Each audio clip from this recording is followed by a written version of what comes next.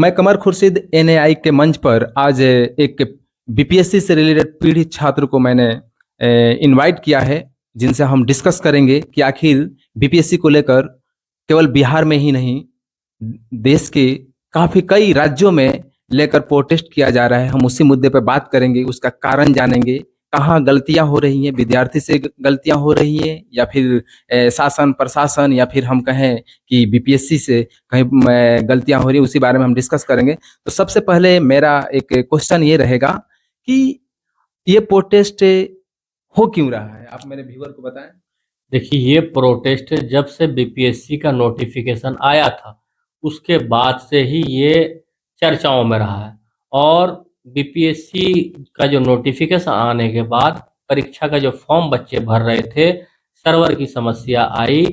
4 दिनों तक परीक्षा में आपको सर्वर डाउन था, बच्चे फॉर्म नहीं भर पाए। दूसरी चीज, परीक्षा में इतनी समस्या इसलिए आई कि नॉर्मलाइजेशन वाला बात स्टूडेंट के सामने आई कि नॉर्मलाइजेशन किया जाएगा बीपीएससी 70वीं परीक्षा में। उसको लेकर छात्र असमंजस की स्थिति में थे कि भाई नॉर्मलाइजेशन क्यों होगा, क्योंकि इससे पूर्व में उत्तर प्रदेश में भी छात्रों ने नॉर्मलाइजेशन के विरुद्ध में अपने एक आंदोलन किया था इलाहाबाद में। तो बीपीएससी में ये हुआ कि बीपीएससी जब यूपी में लागू नहीं हो रहा था, ये बिहार में क्यों लागू हो रहा है। और तो इन्होंने जवाब दिया कि नॉर्मलाइजेशन हम नहीं करेंगे। उसके बाद इनकी एक मांग थी कि जो हम लोगों का फॉर्म भरने में छूट गया है 93,000 छात्रों का, उन्हें फॉर्म भरने का मौका दिया जाए। लेकिन इन्होंने मौका नहीं दिया, छात्रों की बात को इन्होंने नहीं मानी, इन्होंने परीक्षा को करवा दिया 13 दिसंबर को। मैं आपको यहीं पे रोकना चाहूँगा। मैं ये आपसे जानना चाह रहा था कि विद्यार्थी जीवन जो है और मुश्किल आखिर किसके वजह से हो रहा है? कभी जो है हम एग्ज़ाम टाइम से हो इसके लिए प्रोटेस्ट करते हैं, फिर हम अब सेंटर के लिए लड़ते हैं, फिर एडमिट कार्ड के लिए हम प्रोटेस्ट करते हैं, फिर फाइनली ऐसा होता है कि जब हम 3 दिन सफ़र करके राज्य में पहुँचते हैं, सेंटर पे पहुँचते हैं, तो पता चलता है कि हमारा क्वेश्चन जो है लीक हो गया।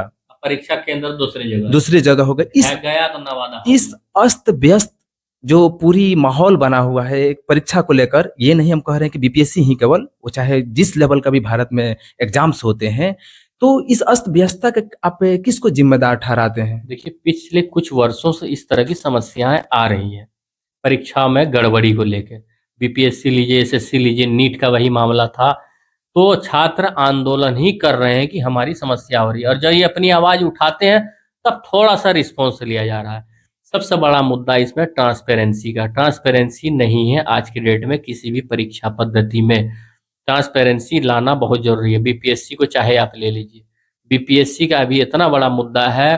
छात्र देखिए इतने दिनों से धरना पर बैठे हुए हैं, न सरकार मानने को तैयार है न आयोग। दूसरी चीज मैं ये कहना चाह रहा हूँ कि जब ये लोग प्रूफ, स्टूडेंट प्रूफ क्यों देंगे? स्टूडेंट परीक्षा हॉल के अंदर मोबाइल लेकर तो जाते नहीं है। इनके पास मोबाइल नहीं रहते हुए कई परीक्षा केंद्रों का वीडियो वायरल होते हुए आपने देखा होगा सोशल मीडिया पर। जी बिल्कुल। आपने बोला कि एक सबसे बड़ा कारण जो है पारदर्शिता है। पारदर्शिता आप किससे उम्मीद करते हैं? ये क्या मतलब कि शासन प्रशासन या कोई आयुक्त, कहाँ से पारदर्शिता जो है आपको वो आयोग की जिम्मेदारी है। आयोग सभी से स्वतंत्र है, उस पर किसी का कंट्रोल नहीं है। आयोग अपने अनुसार परीक्षाओं करवाएंगे। आयोग में किसी तरह की, आप देखिए यूपीएससी सिविल सेवा में जो है वो आयोग अपना निष्पक्ष तरीके से अपना काम करवाती है। हालांकि उस पर भी सवाल अभी पिछले कुछ वर्षों में आया है और देखा भी गया है, और वो मामला आया भी है। लेकिन आयोग की जिम्मेदारी, ये नैतिक जिम्मेदारी होती है कि परीक्षा को ट्रांसपेरेंट और फेयर तरीके से करवाया जाए। इससे पूर्व में ऐसा नहीं था। कुछ दिनों से इतनी बड़ी बड़ी समस्या आ रही है, ये बहुत दुख का विषय है, बहुत चिंता का विषय है। इस पे विचार करके इसको ट्रांसपेरेंसी तरीके से करवाने की आवश्यकता है। देखिए, आप ने समय दिया है और इसके लिए मैं सबसे पहले दिल से आभारी हूँ, और मैं चाहता हूँ कि इस मुद्दे पर विस्तृत बातें हों, क्योंकि आपके पीछे और भी जो हमारे छोटे भाई लोग होते हैं जो प्रिपरेशन कर रहे हैं, शायद उनके ज़िंदगी में इस टाइप का जो है प्रॉब्लम्स क्रिएट ना हो।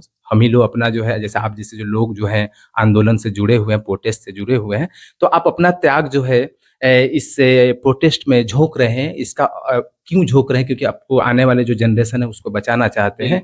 मैं ये जानना चाह रहा हूँ कि जितने भी एग्जाम्स होते हैं, क्या उसका जो प्रश्न पत्र होते हैं उसके लेवल में भी उतार चढ़ाव है क्या? जो जिस परीक्षा का हम एग्जाम ले रहे हैं, तो क्या वो प्रश्न पत्र उसके डिमांड को पूरा कर रहे हैं या उससे हाई आ जा रहा है? इससे इसको भी लेकर कोई प्रॉब्लम्स आ रहे हैं क्या?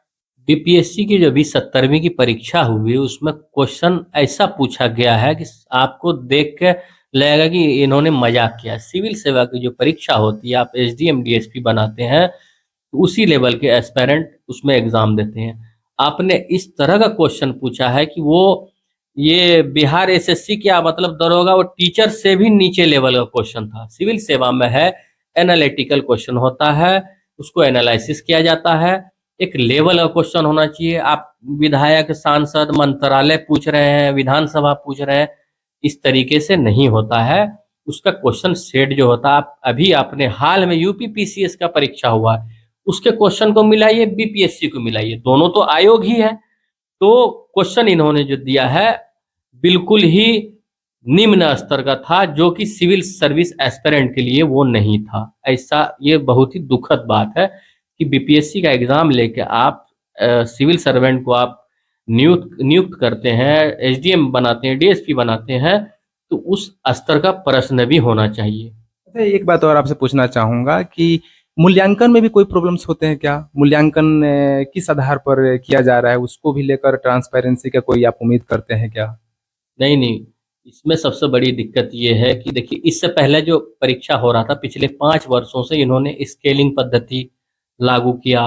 और आप जैसे ई ऑप्शन था पहले बीपीएससी में, आपको नॉलेज में होगा कि इन्होंने ई ऑप्शन रख दिया, मतलब 1 साल तक बच्चे उसी में रहेंगे, ई ऑप्शन हटेगा कि नहीं हटेगा।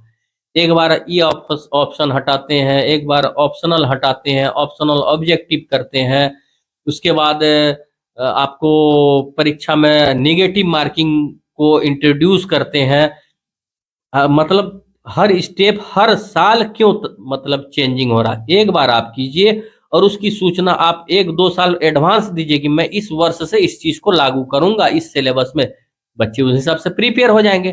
तो भ्रम की स्थिति हमेशा पैदा करके रखा गया है। इसमें एट रैंडम जो रेगुलर डिसिप्लिन वे में जो बच्चे तैयारी कर रहे हैं उन लोगों के साथ समस्या हो रही है, समझ रहे हैं?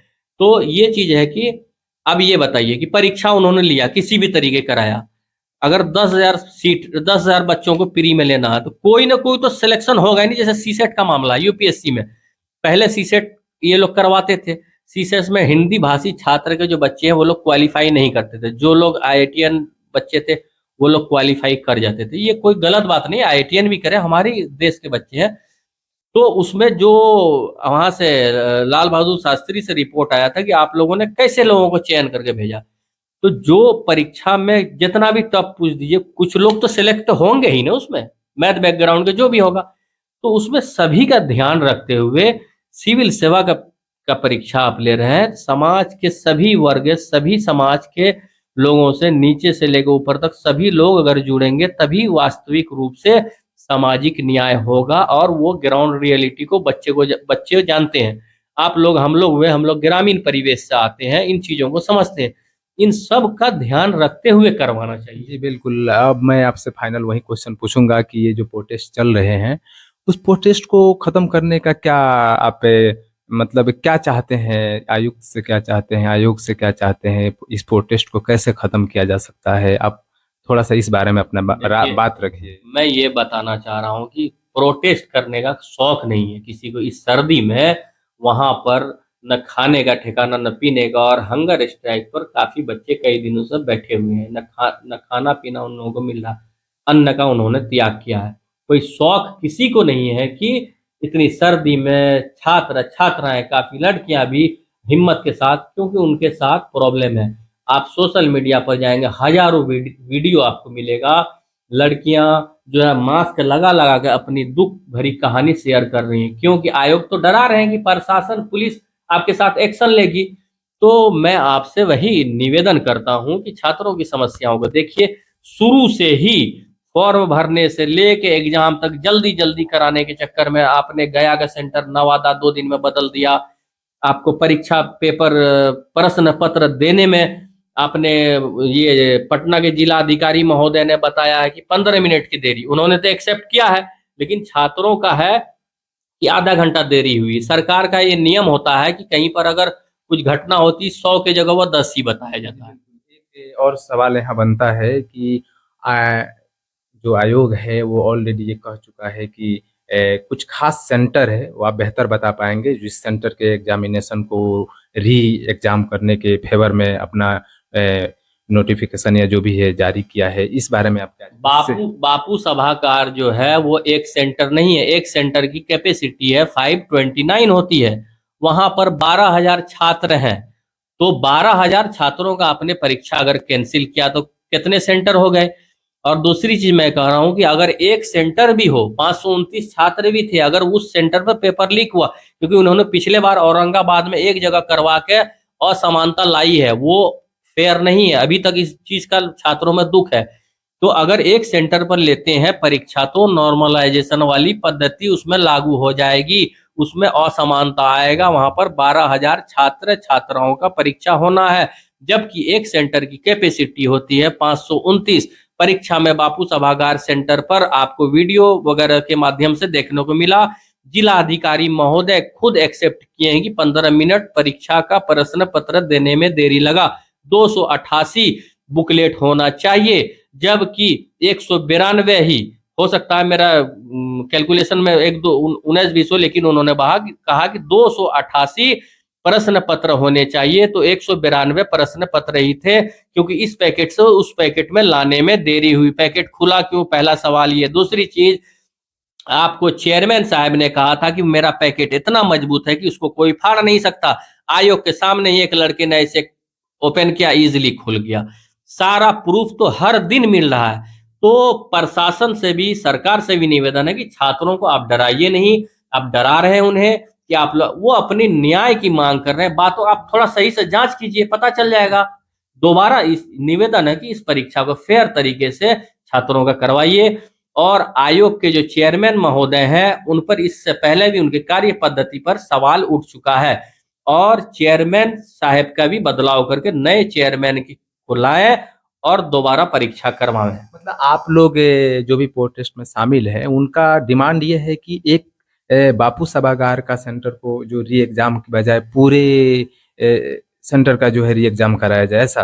आप ये बताइए कि एक परीक्षा केंद्र का आप दोबारा से परीक्षा ले रहे हैं, अब बाकी इतने लाखों छात्र जो है, उन लोगों को मान लीजिए पिछले बार आपने क्वेश्चन कैसा देखा, क्वेश्चन प्रश्न का स्तर आपने देखा है, अब इन लोगों को हो सकता है भारी पूछ दें या कुछ क्वेश्चन पूछ दें, तो ये असमंजस की स्थिति है ना। तो एक परीक्षा जो होती है उसमें एक जो कंपटीशन है सिविल सेवा का परीक्षा है, उसमें 2 बार परीक्षा, एक परीक्षा को 2 बार नहीं ले सकते हैं। बिल्कुल। सारा परीक्षा रद्द होना चाहिए और एक साथ सारा परीक्षा होना चाहिए। ये कंपटीशन का एग्जाम है, सिविल सेवा का परीक्षा है। यूपीएससी में अगर मान लीजिए प्रश्न पत्र एक सेंटर पर होगा, ऐसा संभव है? ऐसा संभव नहीं है। अगर एक जगह भी पेपर लीक हुआ है तो पूरा परीक्षा रद्द होगा। इससे पूर्व में उत्तर प्रदेश लोक सेवा आयोग में 1-2 परीक्षा केंद्रों पर पेपर लीक हुआ था, तो पूरा परीक्षा ही रद्द किया गया। ये नया नियम कहां से आ गया, ये मुझे समझ में नहीं आ रहा। बस हम लास्ट आपसे क्वेश्चन पूछेंगे कि कुछ वीडियोस जो है ऑलरेडी यूट्यूब पे कहीं आ रहे हैं, जिसमें लाठीचार्ज या चोटिल हो रहे हैं स्टूडेंट, क्या आप लोगों ने क्या प्रण लिया है कि जब तक जो है आपका बात मान नहीं लिया जाए, तब तक आप लोग प्रोटेस्ट खत्म नहीं करेंगे? हम लोग कंटिन्यू अपनी बातों को मनवाने के लिए माननीय मुख्यमंत्री महोदय से, राज्यपाल महोदय से, बिहार लोक सेवा आयोग से और बिहार के जो हमारे सम्मानित नेतागण हैं, उन सबों से निवेदन करते हैं कि ये सभी आपके बिहार के बच्चे हैं, इसमें पक्ष विपक्ष मत कीजिए, सभी अपने छात्र हैं, उनकी मांगों को सुनिए। धरना अभी तक खत्म नहीं होगा। अगर आप लोग इस तरह से परेशान कीजिएगा, जेपी मूवमेंट से भी बड़ा मूवमेंट खड़ा हो जाएगा। बात को समझने की प्रयास कीजिए। जय हिंद। जी, अशरफ जी, सबसे पहले तो मैं बहुत धन्यवाद देना चाहता हूँ, आपने अपना कीमती समय जो है हमें दिया और अपने बात को रखा। धन्यवाद।